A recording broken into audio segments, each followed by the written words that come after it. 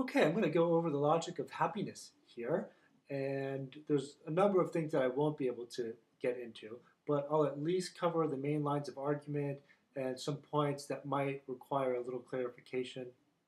With respect to the title, I kind of purposely chose that because we often hear a very kind of hands-off kind of statement or point of view about happiness that is different for everybody, and therefore who knows what it really is and what can we really say objectively or universally about its nature. Well, maybe that's true, but here I'm at least attempting to develop some putatively universal truths about happiness.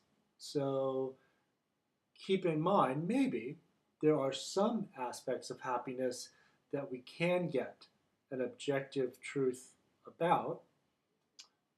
So at least that's the attempt here. I will say, even if you accept my argument here that there are certain objective necessary conditions for happiness, much still remains to be spelled out, even if we grant that.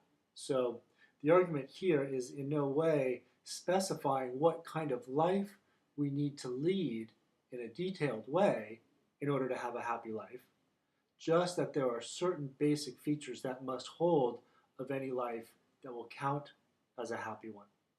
Okay, so going forward, I give you the logical form of my claim here. It's a necessary condition claim. And I introduce two different kinds of satisfaction, a meta satisfaction and what we would call a first order satisfaction. Um, the first order satisfaction should be familiar to us. It's the kind that we get or don't in the ordinary living of life. You have a nice ice cream cone, you have a dissatisfying piece of fish, you have pain and pleasure as you go through the business of leading ordinary life. And there are satisfactions and dissatisfactions that just come straight from the experiencing of life as it unfolds. So that's just regular life, very familiar. So now I'm introducing another kind of satisfaction, which is about our first order satisfactions. What we find satisfying or dissatisfying isn't, in this case, the fish or the ice cream or the exercise or the comfort of our chair. That's for first order satisfactions. What's found satisfying or not are kind of things in the world or experiences. But when it comes to meta satisfaction, the object of these, or what it is that we find satisfying, are satisfactions. And if you think about it, that should ring true, really, that different satisfactions can be themselves more or less satisfying. One way of looking at the kind of choices of what kind of career we want, what kind of life we want to lead, what kind of person we want to be, is that that's a choice between what kind of satisfactions we want. Which satisfactions do we think will be found most satisfying? Recognizing, though now, no matter what kind of life we choose to lead, there's going to be some satisfaction in it. However, some of those satisfactions might turn out to be more satisfying. So I think most of us probably recognize this distinction between a first order and meta satisfaction. Here, I'm going to try to develop that distinction into an account of happiness, so that to be happy is to be meta satisfied, not just first order satisfied. So I give a couple points here. The satisfaction theorem. Can we be meta satisfied with a life that contains mostly first order dissatisfaction? I don't see why not, although it might be hard to muster, as I say.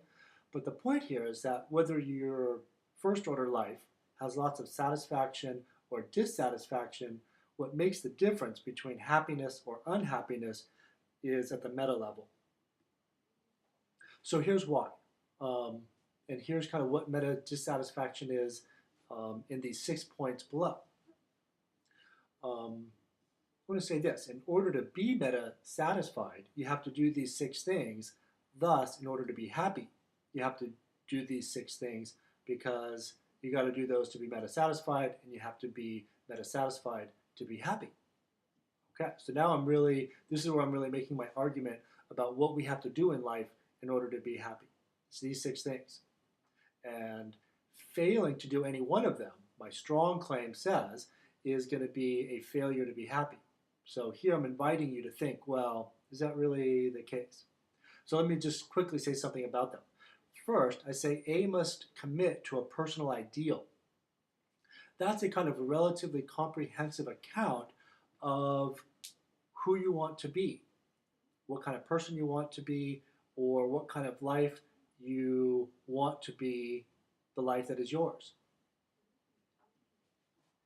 So I'm thinking here you have to commit to one. You've got to have one in mind, and I think like really personally endorse it, not just believe something that somebody else told you, but that you have some kind of real individual deep commitment to this being the kind of person that I choose to be or want to be. Okay, and 2, you must approximate this ideal during life. I mean, to set a standard is great, and I'm saying that in order to be happy, you've got to have some kind of standard for your life, but it doesn't mean that you're going to succeed. I mean, you might set a standard that you now fail miserably to even get close to. And if that's what happens, I don't really see how you could be better satisfied or happy. You would kind of be a failure in your own eyes, by your own standard, the standard that you've got in one. So we may not have to get it perfectly achieved, your ideal, but I want to say you must at least approximate the ideal in the life that you lead. Most importantly, 3, approximating your ideal must be satisfying. So that's where I'm going to say is meta satisfaction if approximating your ideal is satisfying. Now, a lot of times that might fail to be the case. We might think we want to be a hotshot lawyer and single and lots of money and not tied down, no commitments, and we might succeed in doing that. But upon achieving it, we might see, wow, this isn't really all that satisfying, even though I achieved what I set out to do. So what I want to say is at that point, having achieved what you set out to do, being the person that you want to be, you have to find that satisfying. And quite often we make mistakes that could cost us a decade or more of our life. So now in 4 through 6, I want to say there's a few things that you need to achieve in order to get 1 through 3. At least that's what I'm thinking. So for 4, I want to say that you have to have self-knowledge, since you have to know which ideal is most well suited to you in order to choose an ideal that would be satisfying to approximate. So in order to get it right at number 3, I think you have to have some self-knowledge. What kind of ideal is most appropriate for you? So 5, I want to say that you have to exhibit some open-mindedness, and that's not so much because open-mindedness is good in itself, but because you have to have a sense of what the many options available to you are to really have a sense that you've chosen the right one, and thus to be satisfied in achieving the one that you chose, you have to have some sense of what life you could have been leading. If you only knew one and only one possibility, I think there would be this underlying sense, well, what if I had done things differently? But if you've thought those through, you've reasoned your way in looking at the options to knowing this would be the right one for you, then I think it can be satisfying to achieve it. Finally, a different kind of success is that we have to have self-control in order to stay on our chosen path, given that there's always trade-offs and the enticement of other ways will always be looming. Okay, so now I leave it for you to falsify my account. That was just the basic idea. Give me a counterexample.